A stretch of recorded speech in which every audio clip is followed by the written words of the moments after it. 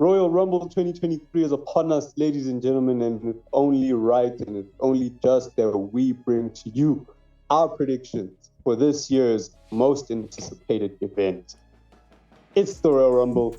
It's Royal Rumble season. The road to WrestleMania begins, and us as STOMP Wrestling are here to bring you our 2023 Royal Rumble predictions. It's your boy, the Beanie Boy, and only the Beanie Boy. And as you can see, I've got the boy with me, Mr. Presenter, Mr. Editor, Mr. No Days Off, Mr. WrestleDrop. It's that time. Let's jump right into it, my brother. What is the first match on the card, and what are we saying? First match on the card will probably be the Women's Royal Rumble. So let's start there. They usually start with the Women's Rumble. Let's get straight into the nitty gritty. Who's winning? Yes, sir. I think we differ in opinions here.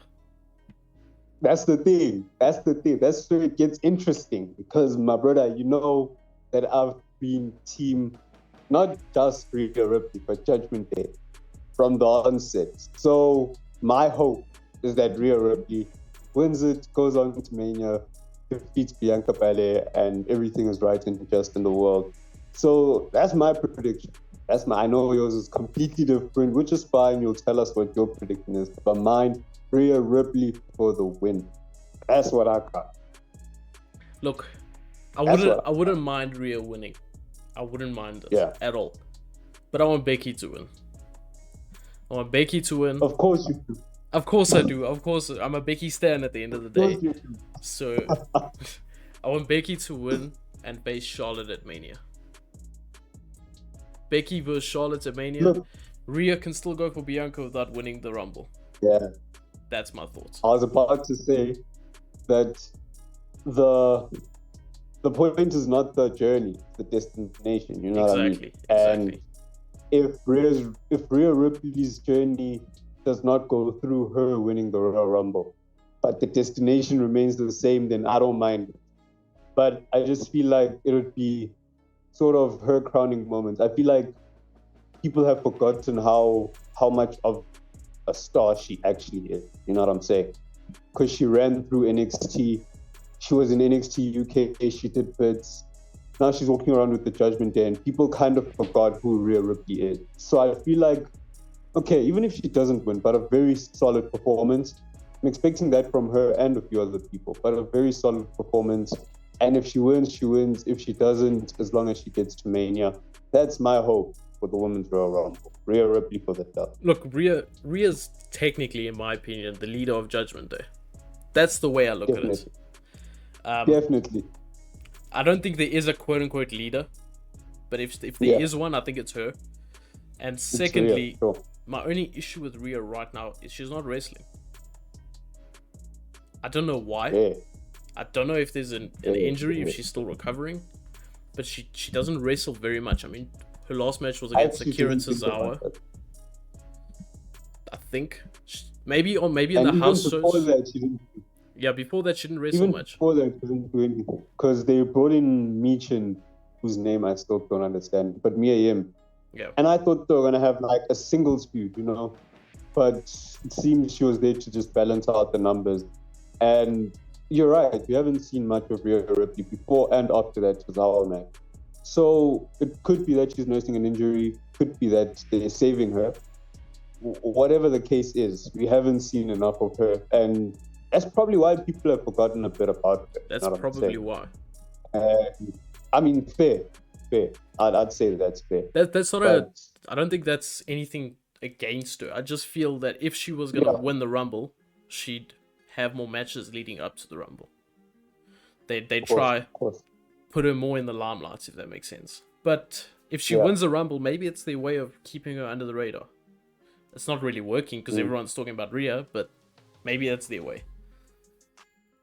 And I mean, WWE has this thing, and I thought it was a Vince thing, but clearly it's a Triple H thing also, just to create special attractions from active roster superstars. You know what I'm saying? Yeah. By having a superstar there on TV, but not wrestle until it's like a big time, which is frustrating sometimes.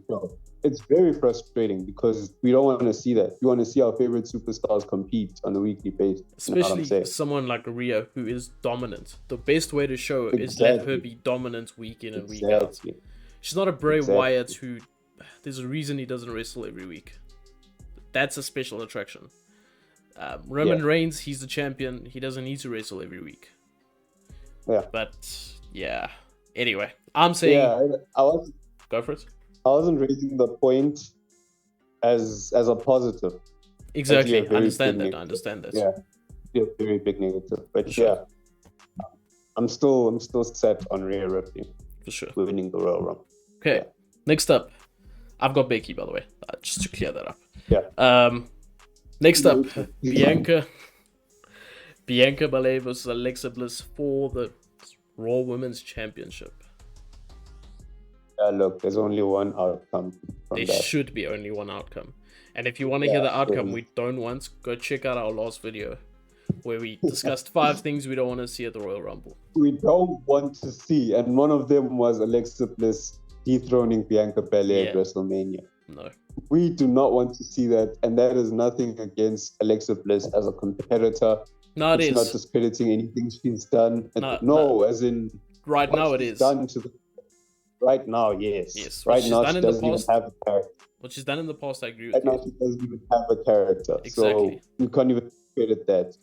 But, I mean, just long term and what she's done to this point of confusion, she's been a standout in the women's division. We know she's a good worker. We know she's a great champion. But at this point right now, definitely a bad decision if they were to put her over at Royal Rumble.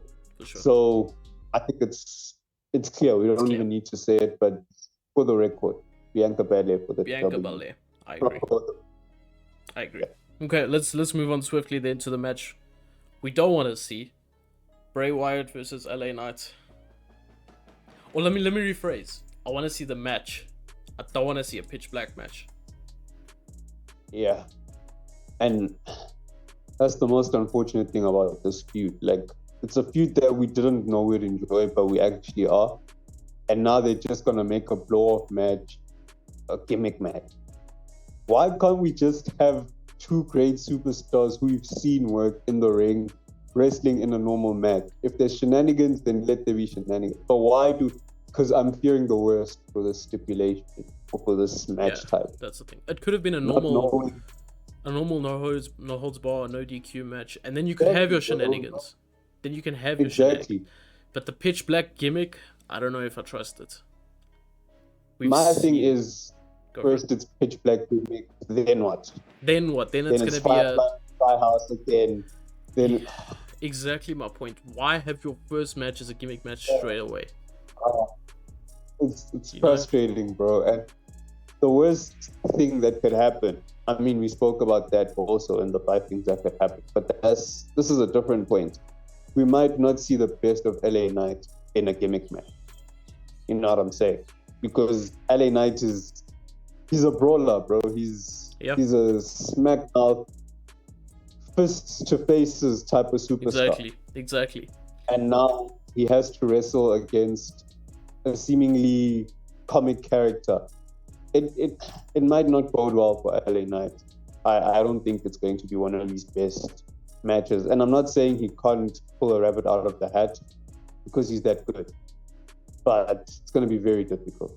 Okay, next up we got Roman Reigns versus, I was about to say Paul Heyman, Roman Reigns versus Kevin Owens for seemingly the undisputed championship. So it's not just one belt like people thought it might be. I also thought it was going to be for one belt, especially after Kevin Owens' promo on Raw when he mentioned specifically the Universal Championship. Exactly. I don't get what's happening. I think they're going to have a serious problem when it comes to splitting the title. And I would have figured that just establishing, even if Kevin Owens didn't win at the Royal Rumble, but just establishing that every match from henceforth is going to be for one title and not 2. Yeah. I think that would have been like what they did with the tag titles. exactly, because now we understand that not the New Judgment Day. Day. The Usos versus the Judgment Day was for the Raw Tag Team Champion. And if they had won that, they would have taken one brand's tag team title. And the SmackDown tournament is for the SmackDown titles. Exactly. So if we had the match for Royal Rumble, specifically for the Universal Championship, then we'd understand that any other match from here on out, hopefully the main event, Cody versus Roman, would have been for one championship. If they had established that for Royal Rumble, I think it would have been so much easier for them. Sure. But they continue to book themselves into a point. So Roman's winning, right? Of course. I mean, it makes sense. It makes sense. Yeah. And I'm not saying that it wouldn't be one of the greatest wins if Kevin Owens wins. But I just don't think it's the time, and I don't think he's the guy, unfortunately. It's not happening. It's really not happening, unfortunately. Yeah. I mean, so, the rivalry's been good. Yeah. If it was for one title, I would question. Yeah. Yeah.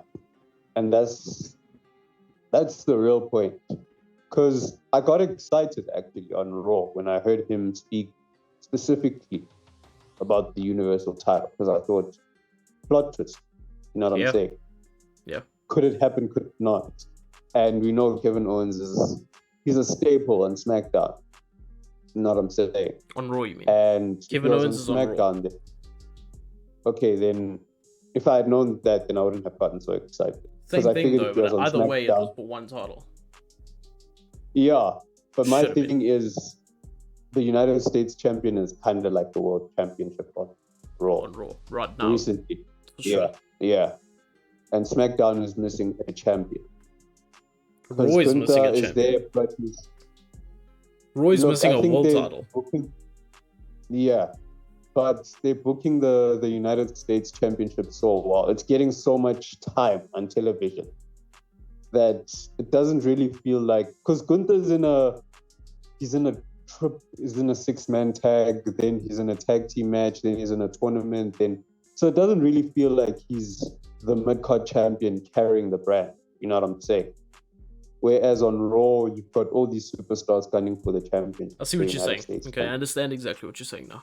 That makes sense. So I think if Kevin was on SmackDown exclusively, then he would have been the world champion to carry SmackDown.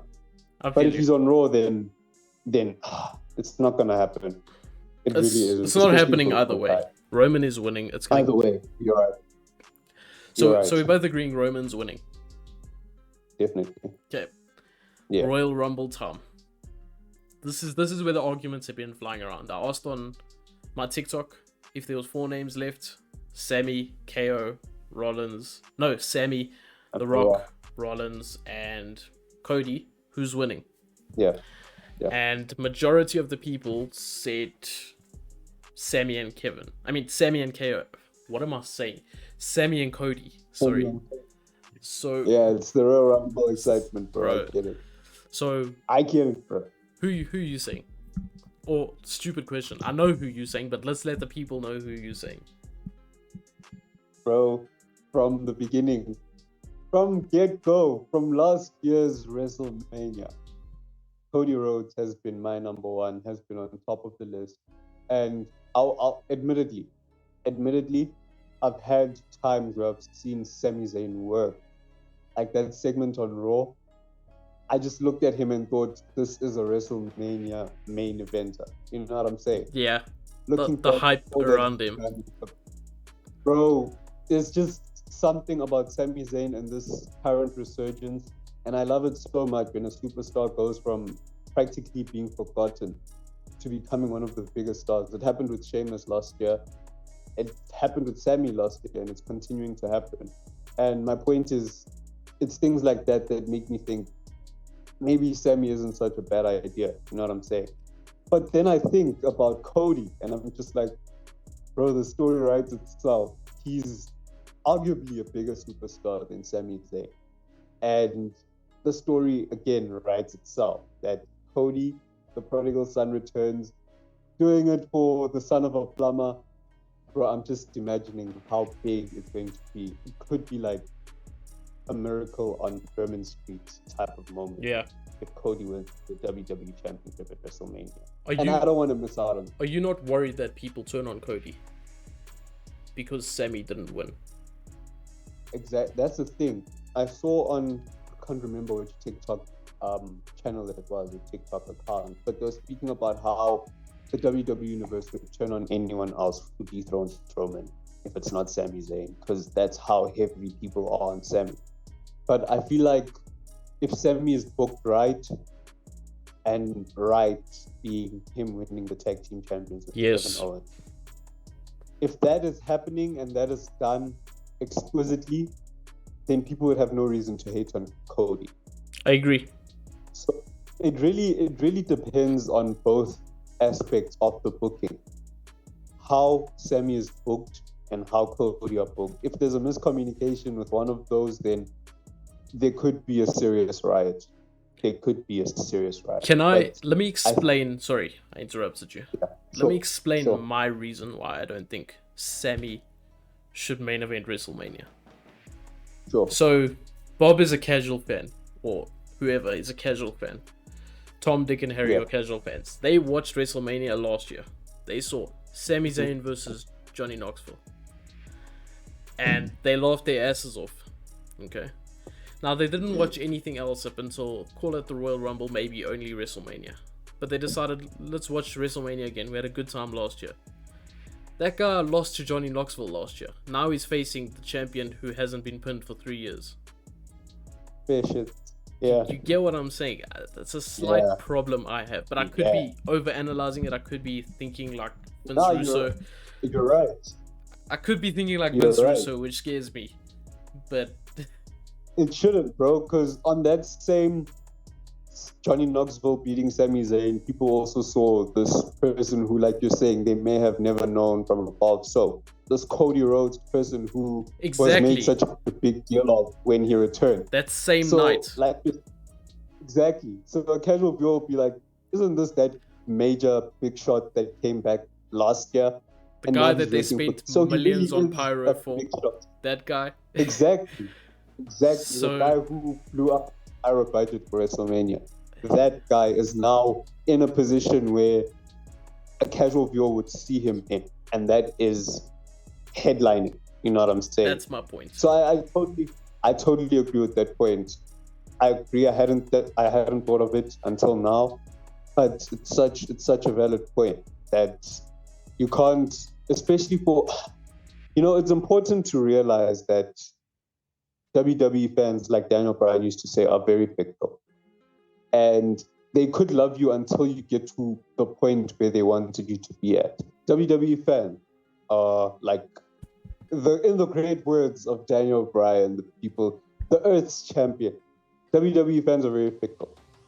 And WWE fans have the potential of cheering for Sami Zayn until he actually dethrones Roman Reigns.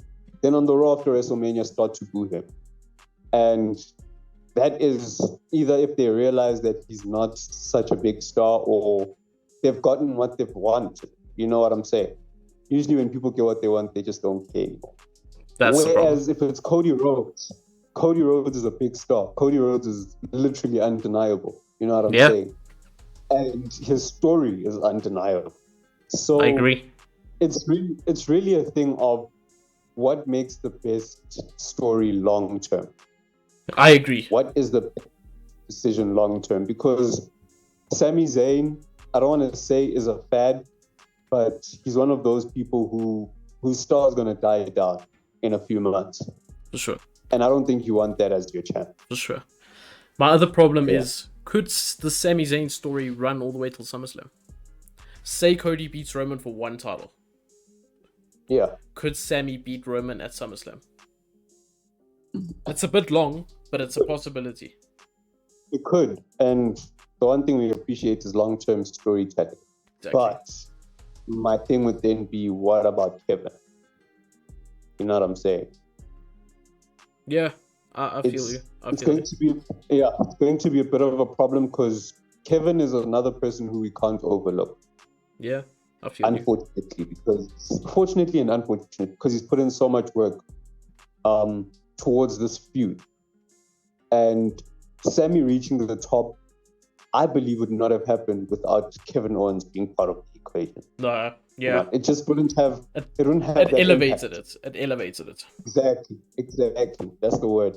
And I feel like if we send Sammy out on a singles run, whether it happens at WrestleMania, whether it happens at SummerSlam, like you're saying, there's always going to be the KO factor and how he's being overlooked. Because everybody is saying 5 years is a very long time for Kevin to not hold a championship. So yeah, I think in terms of the storyline, in terms of Sami Zayn's crowning moment and Kevin Owens finally getting a championship after 5 years, you can't disregard Kevin Owens in the entire story and in the final product, which, like I said, I hope is them winning tag team gold and Cody winning WrestleMania main event WWE Championship. So my prediction, and I've spoken a lot, said a shitload, but my prediction to win the Men's Royal Rumble 2023 is Cody Rhodes. Bro, you've been quiet. Bro, you haven't given me a chance. Speak. If it hasn't, let the people know. If they haven't understood by now about what I was saying, my pick's also Cody. It's been Cody from day one when he returned to go win the Rumble, to go win the championship at the end at WrestleMania. But I just want to say one thing to your point where you said we were talking about people turning on Cody. As soon as the fans start turning on Cody, I'm just gonna start sending links out to that Hell in a Cell match. Because Cody forget, bro. Cody put his body literally on the line that night for these fans. Yeah. That's like the ultimate babyface move. So if these fans don't want to support Cody, then they just want to hate for the sake of hating. I actually think we should make a video about that. Just how fans are quick to forget how much baby faces, I hate that word, but the good guys try so hard to keep us pleased, to keep us entertained. I think that's a very good video. Need to note that down. But definitely that's a link you need to send to everyone, even just before start sending it on Twitter at the Royal Rumble. Exactly. Just to remind everybody how badass this guy actually is. In case you want to turn on Cody Rhodes, watch this first. Exactly. Just start tweeting that out. This. For sure. I support that. But yeah, bro, I think we've got our predictions in, got them locked. If you don't already know, we'll be watching along live on our YouTube channel the entire pay-per-view. It's going to be great. Come and join us. Let us know who you think is going to win every single match on the card down in the comments below. If you enjoyed the video, don't forget to stomp that like button. If you want to be notified every time the boys are in town, stomp that bar icon. And if you haven't already joined the Stomp Wrestling family, stomp on that subscription button. But all that's left for us to do now, like I say after every predictions video, is just watch and enjoy the pay-per-view. It's been your boy, the Beanie Boy, and only the Beanie Boy with the man himself, Mr. Presenter, Mr. Editor, Mr. No Days Off, Mr. WrestleDrop. Those were our 2023 Royal Rumble predictions, and they have been just too sweet.